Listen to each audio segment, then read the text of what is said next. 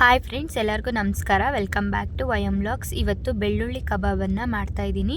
ಬನ್ನಿ ಹೇಗೆ ಮಾಡೋದು ಅಂತ ನೋಡೋಣ. ಮೊದಲಿಗೆ ಒಂದು ಮಿಕ್ಸಿ ಜಾರ್ಗೆ ಒಂದು 4 ಬೆಳ್ಳುಳ್ಳಿ, ಒಂದು ಸ್ವಲ್ಪ ಶುಂಠಿ, ಒಂದು 10 ಹಸಿಮೆಣ್ಸಿನ್ಕಾಯಿ, ಒಂದು 6 ಲವಂಗ, ಒಂದು ಸ್ವಲ್ಪ ಚಕ್ಕೆ, ಒಂದು ಸ್ವಲ್ಪ ಕರಿಬೇವನ್ನು ಹಾಕಿ ಇದನ್ನು ನೀರು ಹಾಕದೆ ರುಬ್ಕೊಳ್ಬೇಕು. ನೋಡಿ, ಈ ಥರ ರುಬ್ಕೊಂಡಿದ್ದೀನಿ.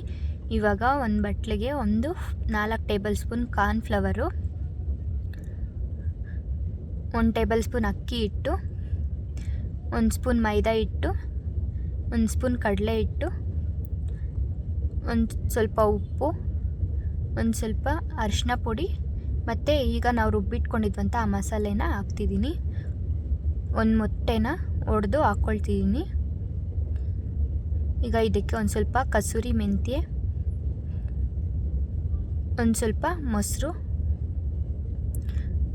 1 ಸ್ಪೂನು ಎಣ್ಣೆ ಹಾಕ್ಕೊಂಡು ಇವಾಗ ಇದನ್ನು ಚೆನ್ನಾಗಿ ಕಲಿಸ್ಕೊಳ್ಳೋಣ. ನೋಡಿ, ಈ ಥರ ಚೆನ್ನಾಗಿ ಕಲಿಸ್ಕೊಂಡ್ಮೇಲೆ ಈಗ ಚಿಕನನ್ನು ತೊಳೆದು ಇಟ್ಟಿದ್ದೆ, ಚಿಕನನ್ನು ಹಾಕ್ಕೊಳ್ತಿದ್ದೀನಿ. ಈಗ ಚಿಕನ್ ಹಾಕ್ಕೊಂಡು ಚೆನ್ನಾಗಿ ಕಲಿಸ್ಕೊಳ್ಳೋಣ.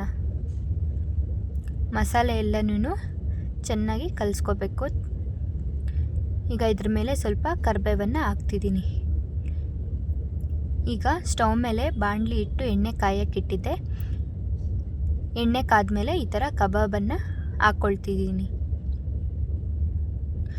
ಒಂದೊಂದೇ ಕಬಾಬನ್ನು ಎಣ್ಣೆಲಿ ಹಾಕ್ಕೊಂಡು ಚೆನ್ನಾಗಿ ಫ್ರೈ ಮಾಡ್ಕೊಳ್ಳೋಣ.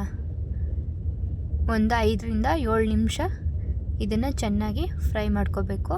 ನೋಡಿ, ಕಬಾಬು ರೆಡಿಯಾಗಿದೆ. ಈಗ ಇದನ್ನು ತೆಗೆದು ಸೈಡ್ಗೆ ಇಟ್ಕೊಳ್ತಿದ್ದೀನಿ. ಎಷ್ಟು ಈಸಿಯಾಗಿ ಬೆಳ್ಳುಳ್ಳಿ ಕಬಾಬು ರೆಡಿಯಾಗೋಗಿದೆ. ತುಂಬ ಚೆನ್ನಾಗಿರುತ್ತೆ. ನೀವು ಸಹ ಒಂದ್ಸರಿ ಟ್ರೈ ಮಾಡಿ. ಹಾಗೆ ಈ ವಿಡಿಯೋ ಇಷ್ಟ ಆದರೆ ಪ್ಲೀಸ್ ಸಬ್ಸ್ಕ್ರೈಬ್ ಮಾಡ್ಕೊಳ್ಳಿ. Thank you.